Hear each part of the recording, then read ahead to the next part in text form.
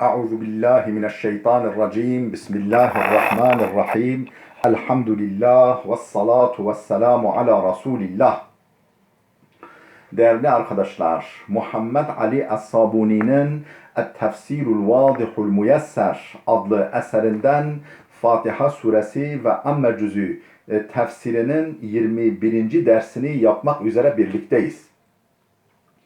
Geçen dersimizde Mutaffifin suresini işliyorduk. 22. ayete gelmiştik.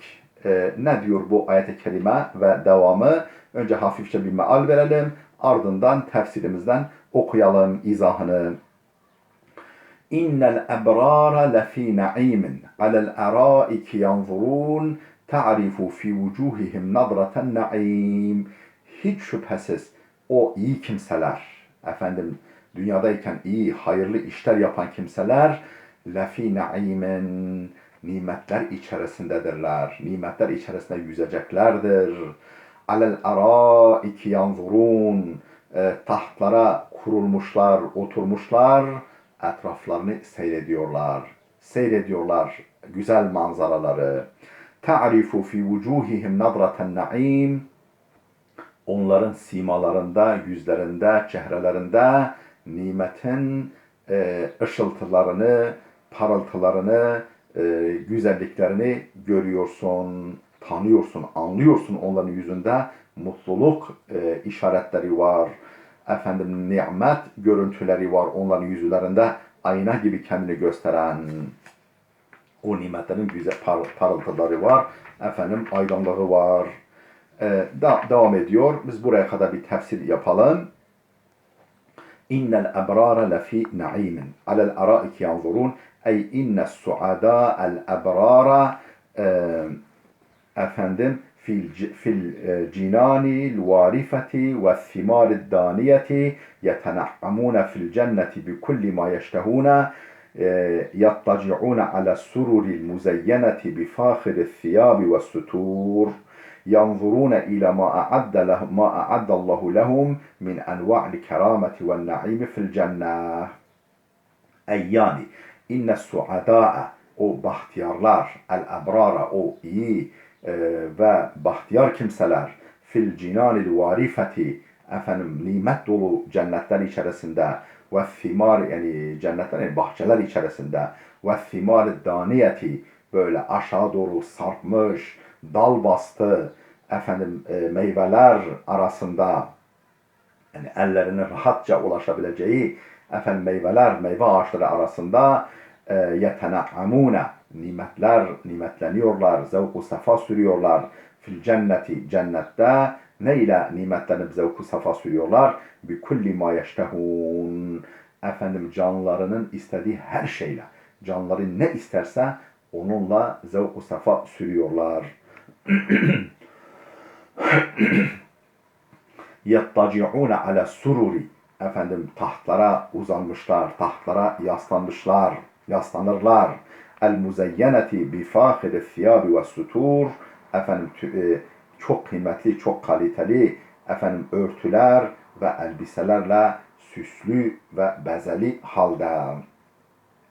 Yanzuruna, bakıyorlar, seyrediyorlar. İlâ mâ a'addallahu lehum, Allah'ın kendileri için hazırladığı nimetleri seyrediyorlar. Allah neler hazırlamış bizim için falan diye böyle seyrediyorlar. Min enva'li kerameti ve naimi fil cenneh. Cennette türlü türlü ikramlar, türlü türlü nimetler, türlü türlü hoş haller ve güzellikleri seyrediyorlar. Ve fi hadis İbn Ömer Hazretlerinden gelen bir rivayette Peygamber Efendimiz'den tabi nakletmiş. Enne edna ehlil cenneti menzileten lemen yanzuru fi mulkihi mesirete elfi senetin yara ahsahu kema yara adnahu ve inne a'lahum lemen yanzuru ilallahi azze ve celle fil yevmi marrateyn. İnne edna ehlil cenneti menzileten, derece bakımından cennet ehlinin en düşüğü, yani cennette menzilesi en düşük kimse, makamı en düşük kimse kimdir? Lemen yanzuru fi mulkihi mesirete elfi senetin. 1000 yıllık mesafe olan efendim hakimiyet alanını, malını, mülkünü, efendim kendisine bahşedilen saltanatı, ihtişama bakan kimsedir. 1000 yıllık mesafe. Bu kadar büyük bir hakimiyet alanı, bir istifade alanı. Yara aksahu kema yara adnahu. En uzak noktasını tıpkı en yakın nokta gibi görür. En uzak yerini en yakın yer gibi görür. Bu mesela eski insanların bunu kavramaları çok zordu ve buna rağmen inanıyorlardı. Ama biz bugün bunu görüyoruz. Efendim uzaydan değil mi? Uzaydan işte görüntülerle efendim çok çok uzakları gösteren kameralarla vesaire bu rahat görülebiliyor. Günümüzde bunu anlamak kolay. Tabi bu demek değil ki o da böyle ama yani en azından insan aklına yaklaştırıcı bir durum. Ve inne a'lahum lemen yanzuru ilallahi azze ve celle fil yevmi marrateyni. Peki cennette makamı en yüksek olan kimsenin alacağı nimet nasıl? O günde 2 defa Rabbini görebiliyor. Günde 2 defa Rabbiyle görüşebiliyor. Rabbinin cemalini seyredebiliyor. Ravahu Tirmizi, bu hadisi Tirmizi rivayet etmiş. Ta'rifu fi vucuhihim nadraten naim. Onların simalarında, çehrelerinde nimetin parlaklığını, ışıltısını, güzelliğini görürsün. Ey izâ ra'eytehum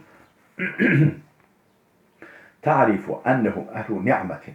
Efendim sen onları gördüğünde onların nimet ehli olduğunu hemen fark edersin, hemen görürsün. Lima tara fi vucuhihim minen nuri vel beyadi vel husni. Çünkü onların yüzünde nur görürsün, efendim yani yüzden ak olduğunu görürsün, güzellik görürsün onların yüzlerinde. Ve tara behceten naimi ve revnakahu. O nimetlerin güzelliklerini, parlaklığını görürsün. Fehum fi naimin daimin. Onlar kesintisiz, daimi nimetler içerisindedirler. Ve sururun kamilen, hiç bulantısız, eksiksiz, mükemmel bir surur, mutluluk içerisindedirler. Tafidul behcetu ve nadratu ala vucuhihim. Efendim güzellik ve parlaklık onların yüzlerinden akar. Böyle onların yüzlerinden güzellik ve parlaklık akar. Yusqavna min rahiqin mahtum, ey yusqavna fil cenneti min hamrin beyda'a safiyetin lem tukeddirhal eydi yusqavna min rahiqin mahtum. Efendim mühürlü cennet şarabından kendilerine sunulur. Yusqavna içirilir onlara, yani onlara sunulur içecek olarak, meşrubat olarak min rahiqin mahtum, ağızları mühürlü, efendim böyle hiç el değmemiş cennet şarabı onlara sunulur. Ey yusqavne fil cennet, yani cennette kendilerine ikram edilir. Min hamrin beyda'a safiyetin, safi, duru, katışıksız, efendim katışık, has, halis bir şarap, cennet şarabı onlara sunulur. Lem tukeddirhal eydi, efendim ellerin, hiçbir elin ulaşıp da bulandırmadığı, bulaştırmadığı halis, saf bir cennet şarabı. فَلَا قَدْ خُتِمَ عَلَى تِلْكَ الزَّجَاجَاتِ.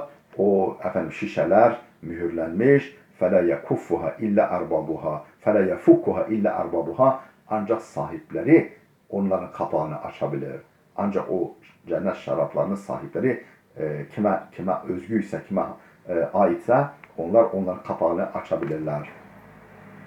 Ve rahik, hani rahikul mahtum diyor ya, rahik kelimesi safil hamri ve halisuhallezi la gişşe fihi. Yani efendim katkı maddesi bulunmayan, yabancı bir maddenin bulaşmadığı halis, temiz, katışıksız şarap demektir. Cennet şarabı demektir. Hitamuhu misk, yani onlar ondan içtikleri zaman etrafa bir misk kokusu yayılır. Hitamuhu misk, onun sonunda böyle bir misk kokusu yayılır.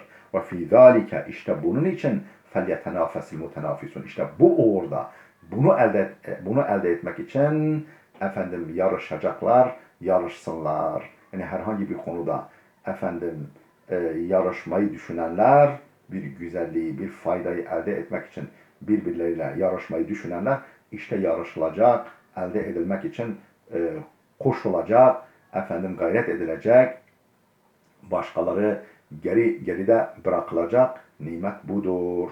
Bu konuda yarışanlar yarışsın. Ey memzucun memzucun bi miskin İza şeribehul insanu insan onu içtiği zaman bir misk etrafa yayılır. Fahat minha ondan yayılır. Raihatul misk mis kokusu içinde mis kokusu mis maddesi katıldığı için içildiği zaman etrafa bir mis kokusu yayılır. Kâle İbn Abbas İbn Abbas Hazretleri demiştir ki Tayyaballahu lehumul hamra fekâne âhiru ta'amihi mahtumun bimiskin fekâne âhira ta'amihi mahtumun bimiskin ey birihil miski ve fi misli hâzel na'imi ve şerabil hani'i فَلْيَرْغَبْ الرَّاغِبُونَ وَلْيَتَسَابَقِ الْمُتَسَابِقُونَ. Ne demiş İbn Abbas? Tayyaballahu lehumul hamra. Allah o şarabı onlar için tertemiz yapmış. Hoş yapmış. Özene bezene yaratmış. Fekâne hazırlamış. Fekâne ahire ta'mihi mahtumun bimiskin. Onun son yudumu içmesinin sonu miskle bitirilmiştir. Yani o son içtikleri zaman bitirdiklerinde içmeyi tamamladıklarında bir misk kokusu gelir. Ey bir rihil misk yani misk kokusu. Ve fi misli hâzel na'im ve şerabil hani'i işte böylesi nimetler, böylesi afiyetle içilecek içecekler, meşrubatlar uğrunda, yolunda فَلْيَرْغَبِرْ رَاغِبُونَ istek duyacak kimseler istek duysunlar. Yani istek duyulacak bir şey varsa, özlenecek, arzulanacak, elde edilmek için çalışılacak bir şey varsa işte budur. İnsanlar buna rağbet etsinler. وَلْيَتَسَابَقِ الْمُتَسَابِقُونَ yarışanlar, bir herhangi bir konuda yarışanlar işte bunun için yarışsınlar. وَمِزَاجُهُ مِنْ تَسْنِيمٍ عَيْنًا يَشْرَبُ بِهَا الْمُقَرَّبُونَ onun mizacı yani katkı maddesi nedir? Min tesnim. Tesnim denilen içecektir. Daha böyle çok daha güzel bir içecek var. Ona o katılıyor. Aynen bu da nedir? Aynen yeşrabu bihal mukarrabun. Allah'ın has kullarının içecekleri bir pınardır. O tesnim. O pınarın içeceği ona katılır. Ey يمزج ويخلط ذلك الشراب الرحيق من عين عالية رفيعة yani yumzacu ve yuhlatu zalike şarabur rahik o rahik denilen o cennet şarabın içerisine katılır, eklenir. Neyden eklenir? Min aynin aliyeten rafiatin yüksek kalite, çok güzel, çok üstün bir pınarın içeceği katılır. Tecri min tahti min cenneti adnin cennetu adin cennetinin altından akar. Yani oradan kaynaklanan bir pınardır o. Hiye eşrafu şerabi ehl-i cennet ve asfahu cennetlik insanların en kaliteli içeceğidir. En duru, en temiz, en halis, en has içeceğidir. Tusemme tesnim. Neden buna tesnim adı verilmiş? Yeşrabu minhal mukarrabuna sırfan. Tusamma tesnim tabi buna teslim adı verilmiş. Yaşrabu minhal mukarrabuna sırfan Allah'ın has kulları onu katışıksız sade içerler. Yani halis sade içerler. Ve yumzacur rahiqu minha lil ebrar. Ebrar yani has kullar için ona rahik katılır. Fedelletil ayetu bu ayet şunu gösteriyor ki ala enne derecetel mukarrabin a'la min derecetil ebrar. Mukarrab yani has kulların derecesi tırnak içinde ebrar yani iyi kimselerin derecesinden daha yüksektir. Ve fil hadis-i şerif hadis-i şerifte şöyle gelmiş, rivayet edilmiş. Eyyuma mu'minin saka mu'minen şurbete ma'in ala zama'in sakahullahu minerrahiqil mahtum. Ravahu Ahmed. Eyyama mu'minin herhangi bir mümin saka mu'minen bir başka mümine ikram etse, içirse şurbete ma'in bir yudum su, efendim bir bardak su diyelim, ala zama'in susuzken, yani efendim karşı taraf susamış, dudakları adeta susuzluktan çatlamış, efendim ciğerleri kavrulmuş bir kimseye bir yudum su içirirse dünyada bir mümin kula sakahullahu minerrahiqil mahtum. Allah da cennete ona rahik-i mahtum, yani o ağzı mühürlü, kimsenin dokunamadığı o cennet şarabından içirecektir. Bunu İmam Ahmed rivayet etmiş. ثُمَّ أَخْبَرَ تَعَالَى عَنْ حَالِ الْمُجْرِم۪ينَ يَوْمَ الْقِيَامَةِ. Sonra bir daha sözü kıyamet gününde o mücrim günahkarların haline getirdiği, sözü bir daha onların haline getirdiği, onların haline yineden bahsediyor. Kıyamete ne olacaklar? فَقَالَ اِنَّ الَّذ۪ينَ اَجْرَمُوا كَانُوا مِنَ الَّذ۪ينَ يَضْحَكُونَ. O mücrimler dünyadayken müminlerle alay ediyorlardı. Müminlerin durumuna gülüyorlardı. Ey innel mucrimine, yani o mücrim günahkarlar, kânû fid dünya yasharûne ve yadhakûne alel mu'minin, müminlere gülüyorlar, onlarla alay ediyorlardı. La li zembin. Efendim peki günahları neydi o müminlerin? Herhangi bir günahtan dolayı mı, bir suçları mı vardı ki böyle alay konusu? Yani onları küçük düşürüyorlardı, hafife alıyorlardı, gırgıra alıyorlardı. Suçları neydi? İlla li'ennehum amenu billah. Efendim tek suçları Allah'a iman etmiş olmalarıydı. Amenu billahi ve rasulihi vel yevmil ahir. Allah'a, Resulüne, elçisine ve ahiret gününe inanmaktan başka bir suçları yoktu. Tek suçları buydu. Fasaru udhuketen fi nazaril mücrimin. O mücrim günahkarların gözünde güya bunlar maskara olmuşlardı. Yani bunlar kendilerine maskara edilmişlerdi. Haşa alay konusu edilmişlerdi. Ve izâ marru bihim yetagâmezûn. Efendim değerli dostlar burada dursun. Videomuz uzadı. Gelecek dersimize kadar Allah'a emanet olun.